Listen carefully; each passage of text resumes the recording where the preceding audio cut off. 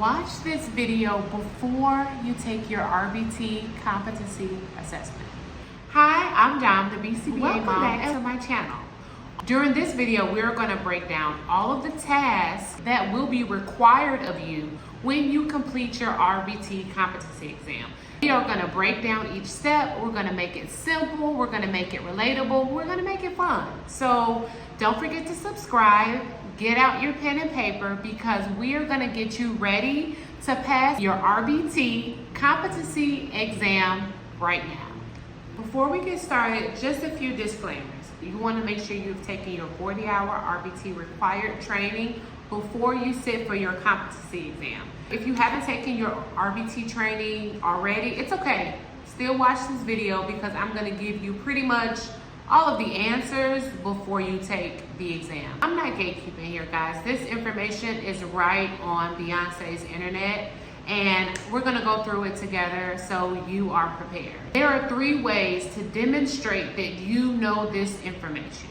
The first way is with a client, so having a client right next to you and doing all of these demonstrations with the client with their consent and assent, of course. The second one is role playing. You can role play with your assessor or with your BCBA and still exemplify that you know these skills. And the third is through an interview, a live interview during which the applicant must accurately describe some of these procedures. So describing it, role playing, and then actually demonstrating it with a client.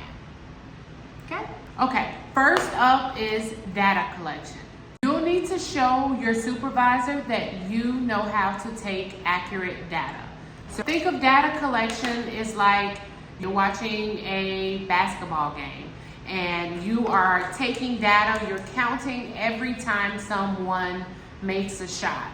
And then you're also counting every time someone gets a rebound. And then you are observing something and then you are counting something about that observation. Your assessor may have you go deeper within those examples. How to collect data using frequency.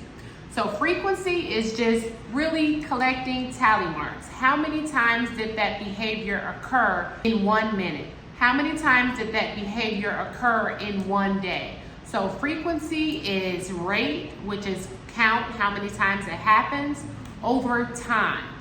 Let's practice taking some frequency data right now. I want you to count how many times I take a sip of water in 1 minute. It's not going to be a real minute. We're going to speed it up a little.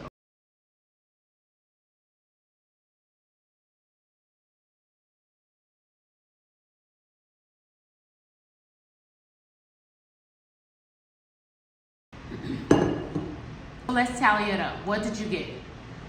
Right, I took 4 sips of water in 1 minute. Okay, so that is frequency. Another way to collect data is using duration. How long did the behavior occur? An example of this is out of seat behavior. How long was the learner out of their seat? So once again, let's practice. I'm going to get out of my seat means getting up and walking away from the screen, and then that behavior ends when I come back and sit down in my seat. So how long does the out of seat behavior last? When taking measurement using duration, you absolutely need to set a timer. Ready, set, go.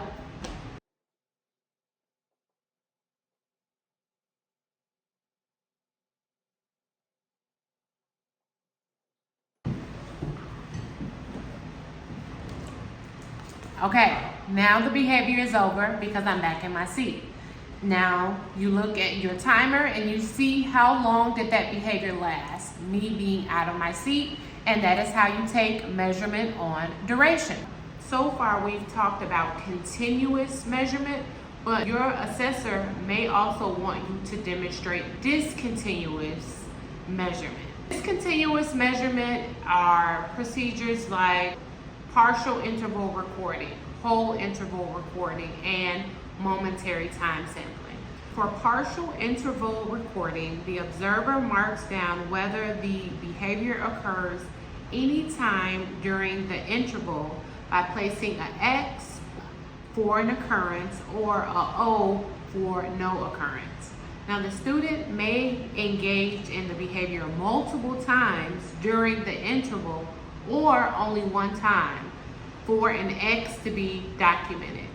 So like I said, it's not the best representation because it doesn't really show you how many times the behavior occurred. It just shows, did the behavior occur or not occur? Momentary time sampling is an interval reporting strategy involving observing whether the behavior occurs or does not occur during a specific time period. Lastly, in the measurement section, they're going to want you to demonstrate what are you going to do with this data once you collect it. After you collect the data, then you input it into an Excel sheet to make a graph. So if I were you, I would practice with Excel as much as you can. Google videos on YouTube on how to make an APA format graph in Excel and brush up on your skills on how to create graphs, because you may have to demonstrate that skill before you can pass your RBT competency exam. Next up is assessments. So this is the fun part. Imagine you're trying to figure out what's your best friend's favorite snacks, right? You conduct a preference assessment. So you have an array of all of the possible snacks that they may want. You may want to keep the array between 4 and 5 and then see which one they choose.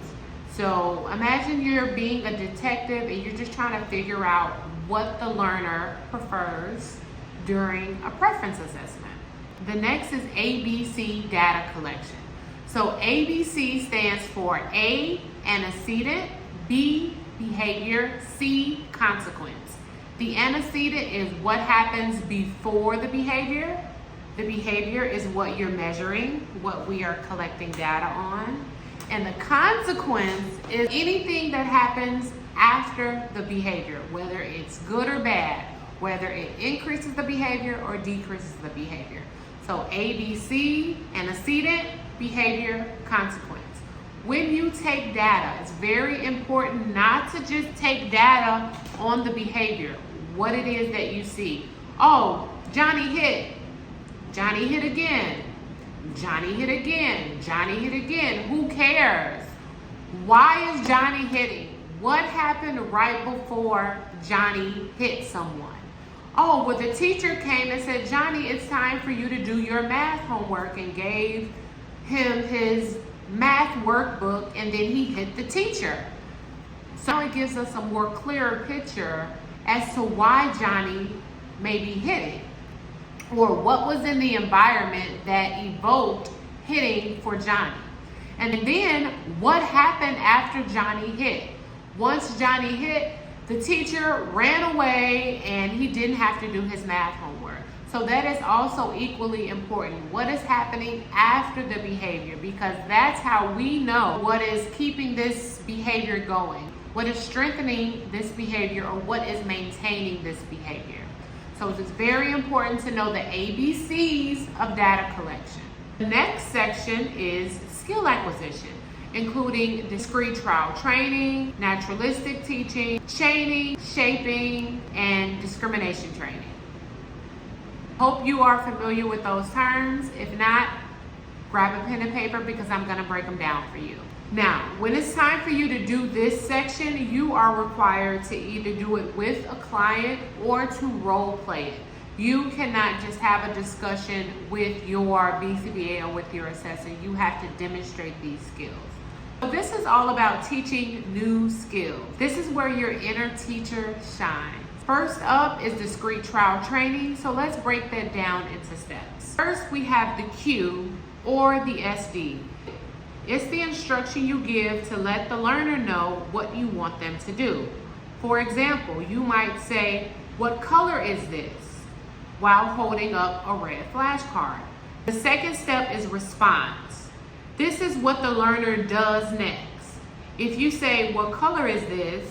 and they say red, that is the response. If not, we'll help them out and guide them to get the right answer. So first is the SD or the Q. what is this? Next is the response. The learner gives you an answer. And then the third step is the consequence, which for the most part is the reinforcement. You celebrate, good job, buddy, wonderful, you got the right answer. Give them a fist bump, give them a high five, their favorite toy, they can earn a break, whatever the consequence looks like. Notice when I say consequence, it doesn't have to be a negative thing. A consequence is just anything that happens after the behavior that either increases or decreases the behavior in the future. Let's say you're teaching someone to identify shapes. You don't start with all 10 shapes at once. That can be a little overwhelming. Instead, you start with just 2, like a square and a circle. Once they've mastered those, you gradually add more shapes. Next is naturalistic teaching, which is one of my faves. So this is when you find opportunities for the learner to learn something as they're doing something that they would normally do anyway. So if the learner is already playing with a ball, you may say, "What's that in your hand?" And they'll say, "Ball." You say, "Good job." You named the ball. You identified the ball. If they are already playing with a toy, you may say, "What color is that toy?" And they say, "Red." So that way you are not bringing them to a table and saying, "All right, it's time to learn." Whatever they're doing in the natural environment, you use that opportunity. The next one is chaining procedure. And chaining procedure is just really breaking a really big task down into small steps that the individual or the learner can meet. So let's say the big step is for them to tie their shoe. We may break that down into small steps. Another strategy that you will have to demonstrate is shaping procedure. Shaping behavior is when you are gradually reinforcing behaviors that are getting you to the terminal behavior. So an example of this is you are teaching a learner how to make a peanut butter and jelly sandwich. So they get the bread, good job getting the bread. Then they get the peanut butter, awesome job navigating that peanut butter. They grab the jelly. So every step along the way, you're providing reinforcement towards the final sandwich being closed and eaten. So let's say they only grab the peanut butter, the jelly, and the bread, but they don't do the final steps. So that's when you withhold your reinforcement. You're not going to keep saying good job if they're not continuing to do all the steps that are required to reach that final goal. So you are gradually providing reinforcement, but you're also withholding your reinforcement if they aren't gradually making progress towards that final goal. A token system is a visual or tangible board, a piece of paper, or a program where you give the individual, you give the learner a token for every positive behavior that you see. And then after they've earned a predetermined amount of tokens, they can exchange those tokens for a reinforcer. So this works really nicely when you have a lot of work for an individual to do, but you don't want them to have that big reinforcer after they do every single trial or every single word problem. So for an example, if you're doing homework with your kiddo, every time they do a worksheet, they can get a token. They do another worksheet, they get another token. They do another worksheet, they get another token. By the end of the day, if they have at least 5 tokens, they can exchange those tokens for something like a treasure from the treasure chest, or a piece of candy, or a break time, go noodle dance party, or something like that. We're going to skip down to task 15. They're going to ask you to demonstrate one of the following tasks: antecedent interventions, differential reinforcement, or extinction. I'm going to show you all 3 so you can be able to choose which one that you are more confident in. Antecedent interventions. That means you are making changes to the environment before the behavior happens to help guide the behavior that you want to see. It's like you're setting the individual up for success. my kids to eat more healthy food. I may put fruit at eye level, right on the counter. Bananas, oranges, apples, grapes, all of the healthier foods that I want them to eat, I may put that right in front, and then I may put all of the junk food higher up. So when they come into the kitchen and they're looking for a snack, I've already made changes to the environment before they even grab the snack to make it more likely that they will engage in eating a healthier snack. Another example is if in the past, during homework time, your kiddo has a tantrum, let's enrich the environment before homework time even happens. You can say, hey, we're about to start homework. Do you want to start with math or do you want to start with reading? Do you want to do homework at the kitchen table or do you want to do homework on the couch? So provide choices during homework before the tantrum occurs. Differential reinforcement, which is one of my favorite ABA procedures, it really means just catch the learner being good. So many times we place emphasis on the negative behaviors. Differential reinforcement, rewarding the behaviors you want to see while ignoring the behaviors that you don't want to see. You can reward alternative behavior, you can reward incompatible behaviors, or you can reward the absence of the behavior. Extinction procedure is once again withholding your reinforcement or stopping the reinforcement until the behavior is done. One of my favorite examples of an extinction procedure is a slot machine. You play the slots, you get the money. Eventually, the slot machine is going to place your behavior on extinction because it's going to stop reinforcing your slot playing machine behavior. I hope that makes sense. If you want me to explain extinction procedure a little further, comment in the chat because it can get a little tricky. Lastly, your assessor or your BCBA will want you to describe or demonstrate elements of session notes.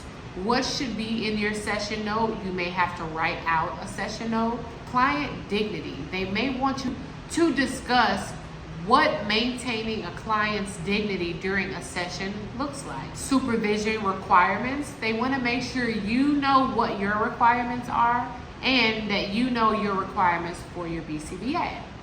And then clinical direction. They want you to describe at least one example that you would seek out clinical direction from your supervisor. In other words, always follow our ethical guidelines and remember you are a part of a team. So if there's something that you don't know, always call for backup.